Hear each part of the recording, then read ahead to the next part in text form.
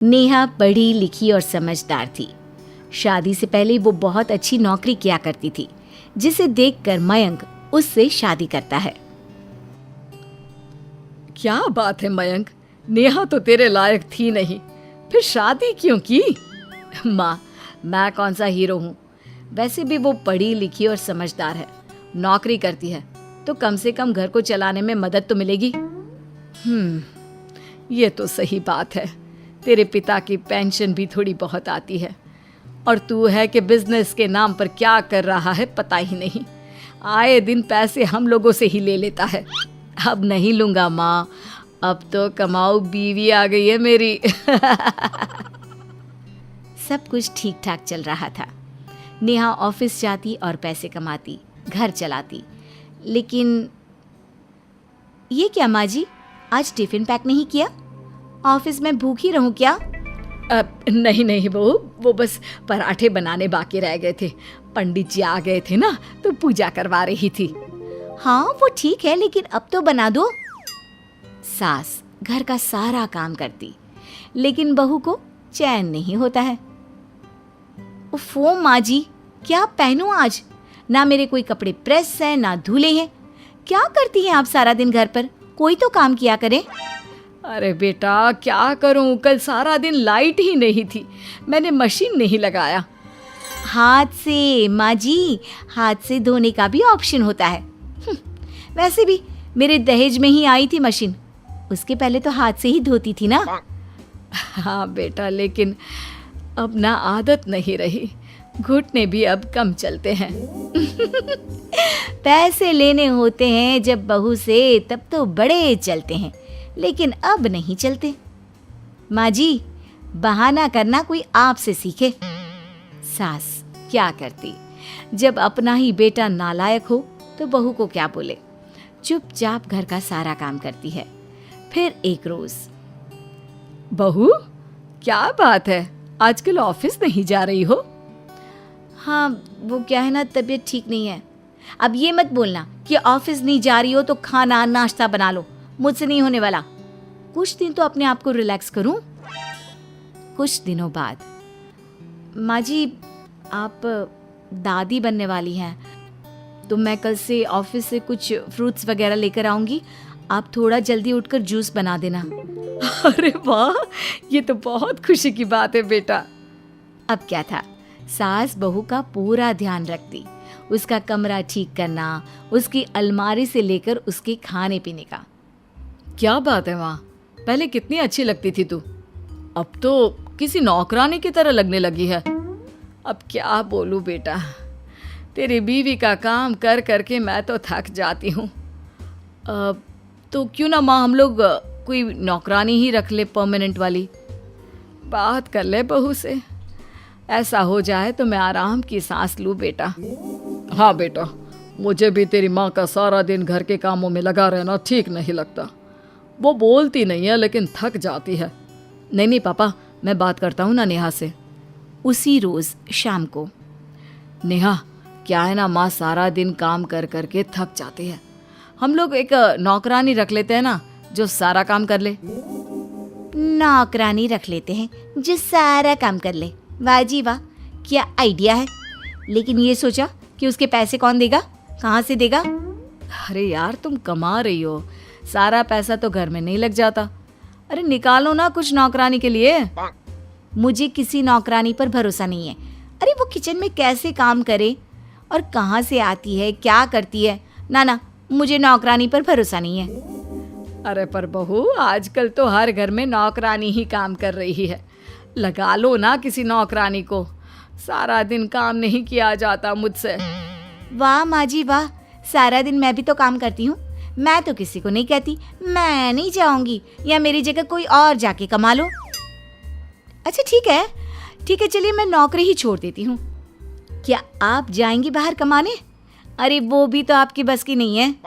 बस कर बहू, भाग्यवान तू काम ही कर ले घर का, घर पर कलेश बर्दाश्त नहीं होता। खैर दिन बीतते हैं और बहू को एक प्यारा सा बेटा होता है। हाय रे, ये तो बिल्कुल मयंक की तरह है। बचपन में मयंक ऐसा ही दिखता था। माँ जी, इसके नहाने के लिए पानी गर्म कर दीजिए और हाँ, कपड़े भी निकाल दीजिए। सास सारा काम करके बैठी ही होती है कि बहू की आवाज़ आती है, माँ जी मेरे खाने का वक्त हो गया है, क्या बना है आज खाने में? सास भागकर बहू को खाना देती है, फल काटती, बच्चे का भी पूरा काम करती। फिर एक रोज, अरे अब तो मुन्ना 6 महीने का हो गया है, तुम्हारा ऑफिस खुल गया है ना? ऑफिस? कैसा ऑफिस? अपनी छोटी सी बच्ची को छोड़कर कौन जाता है जी ऑफिस? अरे लेकिन तुम ऑफिस नहीं जाओगी तो घर कैसे चलेगा? हाँ बहू, और हम तो है ना मुन्ने के दादा दादी, देख लेंगे। और फिर शाम को तो तुम आ ही जाती हो। ओ हेलो, मैं मुन्ने को सास के भरोसे छोड़कर जाने वालों में से नहीं हूँ। क्यों बहू, क्या हम नहीं पाल सकते बच्चे को? नहीं, वो बात नहीं है, पर क्या है ना, बच्चे दादा दादी के पास आकर बिगड़ जाते हैं। ऐसा नहीं है बहू, अरे वो तो प्यार होता है दादा दादी का। लेकिन नेहा ने तो जैसे सोच रखा था कि वो अपने बच्चों को मयंक के पापा मम्मी के पास जाने ही नहीं देगी। फिर एक दिन घर पर एक गंदी पतली सी लड़की आकर खड़ी होती है। अरे तुम कौन हो, यहाँ कैसे? मैंने रखा है माँ जी, ये कल से मुन्ने को देखेगी। वो क्या है ना, मैंने हाफ डे के लिए ऑफिस जाना शुरू कर दिया है। ओह, कल तक तो तुमको नौकरानी पर भरोसा नहीं था, आज अपने बच्चे जैसी कीमती चीज को कामवाली के हाथों में छोड़कर जा रही हो। अब जो समझे, लेकिन मैं जानती हूँ ये मेरे बच्चे का पूरा ख्याल रखेगी। आप लोगों को बस इस पर नजर रखनी है। और हाँ, भूल जाएं कि मैं घर में अब से कोई भी पैसा दूंगी। वो क्या है ना, मुन्ने का खर्चा काफी बढ़ गया है। ससुर को गुस्सा आता है। तो निकलो घर से, या फिर मेरी वाइफ के साथ घर के कामों में मदद किया करो, समझी? हाँ, ये क्या बात होती है? देख बहू, आज मैं एक बात साफ कर रहा हूँ, क्योंकि आज मुझे बहुत बेइज्जती महसूस हो रही है। तुम उन औरतों में से हो जिन्हें काम वाली पर तो भरोसा है, लेकिन अपनी सगी सास पर नहीं। अरे तुम्हारे पति को भी इसी ने पाला है जिस पर तुम गर्व करती हो। अब पिताजी रहने दीजिए ना। अरे क्यों रहने दे, मेरे लिए आज तक तो तू अपनी बीवी से कुछ कह नहीं पाया, लेकिन वो बोल रहे हैं वो तो सुन ले। मेरी पेंशन मेरे और मेरी बीवी के लिए बहुत है, इतने पैसे में हम अपनी जिंदगी बहुत ही आराम से काट सकते हैं। इतना पैसे का घमंड? हाँ हाँ, जो समझो बहू, लेकिन अब तुम लोग इस घर में नहीं रह सकते। बहू नौकरानी की तरफ देखती है जो काली गंदी सी साइड पर खड़ी होती है। वो मन ही मन सोचती है, घर छोड़ने का मतलब इस नौकरानी के भरोसे सारा दिन मेरा बच्चा रहेगा। अब नहीं माँ जी, मुझे माफ कर दीजिए। रहने दे ये बातें, कल से सुबह का काम तू और शाम का मैं करूंगी। चलिए जी, बड़ी आई ऐसी लड़कियां। सास ससुर कमरे में चले जाते हैं, लेकिन घमंडी बहू को सबक सिखा जाते हैं। भाभी का घमंड अच्छा नहीं लगता है, क्योंकि मायके में भाभी माँ का रूप ही होती है। लेकिन क्या हर भाभी माँ का रूप होती है? देखिए जरा। देख शिल्पा, मैं साफ साफ बता रही हूँ, मैं तेरे कमरे में तुझे खाना देने नहीं आऊंगी। शिल्पा, जो घर में सबसे छोटी थी, जिसे अब तक प्यार से रखा गया था, माँ ने हमेशा सर आंखों पर बिठाया। लेकिन भाभी, शिल्पा ये प्याज काट दे। पर भाभी, मेरे कॉलेज का वक्त हो रहा है। अरे तो कौन सा तूने कलेक्टर बन जाना है? पता है कैसे पास होती है तू। शिल्पा को भाभी पर गुस्सा आ जाता है कि सामने उसे माँ दिख जाती है। माँ, ये प्याज काट देना, मैं जा रही हूँ। शिल्पा के जाने के बाद, माँ जी आपने ना सर पर चढ़ा रखा है उसे, वैसे भी वो ऐश करे और मैं काम क्यों? देख शिल्पा, वो छोटी है और अभी बचपना है, तू तो जानती है। वैसे भी ये तेरी ननद है, कोई देवरानी तो है नहीं जो तू अपनी कंपटीशन कर रही है। लेकिन रुचि के अंदर तो शिल्पा को लेकर जलन ही भरी होती है। उसके अंदर का घमंड कम होने का नाम ही नहीं लेता। फिर एक रोज, माँ मेरा बर्थडे है, मुझे ना अपने दोस्तों को पार्टी देनी है, तो प्लीज मुझे पैसे दे देना। देख बेटा, बाहर जाकर पार्टी देने में बहुत पैसे खर्च होंगे, तू घर पर ही दोस्तों को बुला ले। मैं खाने पीने का सारा सामान घर पर ही बना लूंगी। शिल्पा माँ बेटी की बात सुन रही थी। वो किसी भी तरह से अब रुचि का जन्मदिन खराब करने की सोच लेती है। फिर, माँ आज शाम को 5 बजे तक मेरे सारे दोस्त आ जाएंगे, तो खाने में चाउमीन जरूर बनाना, और हाँ शरबत भी। माँ मेरे दोस्तों में से कोई भी नॉनवेज नहीं खाता, तो केक में अंडा नहीं होना चाहिए। मैं जानती हूँ शिल्पा तेरे दोस्तों को बचपन से कि उन्हें क्या पसंद है और क्या नहीं। मैं रुचि से कहती हूँ वो किचन में मेरी मदद करेगी। माँ रुचि को आवाज लगाती है, लेकिन रुचि, माँ जी क्या हो गया, कोई काम है क्या? वो क्या है ना, मेरी तबीयत खराब है, पेट में दर्द और चक्कर भी आ रहे हैं। शिल्पा तो समझ जाती है कि रुचि भाभी बहाना कर रही है, लेकिन वो कुछ नहीं कहती। माँ मैं पास वाली आंटी को बुला लाती हूँ, वो आपकी मदद कर देंगी। हाँ कमला को ना जा ले आ, वो तो मेरे हर सुख दुख में बहन की तरह खड़ी हुई है। रुचि कमला के घर जाती है, जहाँ वो खाना बना रही होती है। कमला आंटी। अरे शिल्पा, जन्मदिन की बधाई बेटा। मैं तेरे बारे में ही सोच रही थी। ले रसगुल्ला खा ले, तेरे लिए बनाए हैं। शिल्पा रसगुल्ला खाकर कमला को कहती है, कमला आंटी आप तो बिल्कुल हमारे परिवार जैसी ही हो। देखो आपको मेरा जन्मदिन भी याद था। आंटी आपको माँ ने बुलाया है, घर में मेरे जन्मदिन के लिए शाम को मेरे दोस्त आ रहे हैं। वो बोल रही थी कि क्या आप उनका किचन में हाथ बटा देंगी। कमला जो उनके परिवार को बहुत ही अच्छे से समझती थी। क्यों, तेरी भाभी कहाँ है? वो क्या करती रहती है? लगाओ उसे काम पर। वैसे मैं तो आ ही जाऊंगी बेटा। आंटी वो तो पेट दर्द और चक्कर का बहाना लेकर बैठी हैं।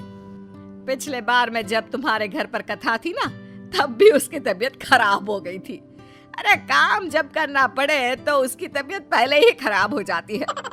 खैर, कमला शिल्पा के साथ घर आती है और दोनों सहेलियां मिलकर खूब अच्छे से खाना बनाती हैं। खाना बनाने के बाद, अच्छा कमला, बाहर शिल्पा के दोस्त आ गए हैं, मैं उन लोगों से मिलकर आती हूँ। तब तक तू खाने की चीजों को प्लेट में डाल दे। अच्छा ठीक है बहन, लेकिन पहले मैं ये कचरा पीछे के दरवाजे से बाहर फेंक देती हूँ, ठीक है ना? दोनों जैसे ही किचन से बाहर जाती हैं, रुचि हाथ में फेविकोल लेकर आ जाती है और जल्दी से सारे चाउमीन में फैला देती है। वो चाउमीन में फेविकोल मिला ही रही होती है कि वहाँ कमला आ जाती है। क्या हो गया? क्या कर रही हो? हाँ, क्या मिला रही हो खाने में? मैं क्या मिलाऊंगी? वो तो खाने में क्या बना है ये देखने आई थी। अरे तू चिंता क्यों कर रही है? वैसे चाउमीन बना है, खा ले, रुक देती हूँ प्लेट में। लेकिन रुचि कैसे खाती चाउमीन, क्योंकि उसमें तो उसने फेविकोल मिला दिया था। अरे नहीं नहीं नहीं नहीं नहीं नहीं। अरे हाँ हाँ ठीक है, ना खा, लेकिन इतना घबरा क्यों गई? वो क्या है ना, जो शिल्पा के दोस्त आए ना वही खा ले, कहीं उन्हें कम ना पड़े हैं? अरे ना ना, बहुत सारे बनाए हैं मैंने, क्यों कम पड़ेगा? खा ना तू।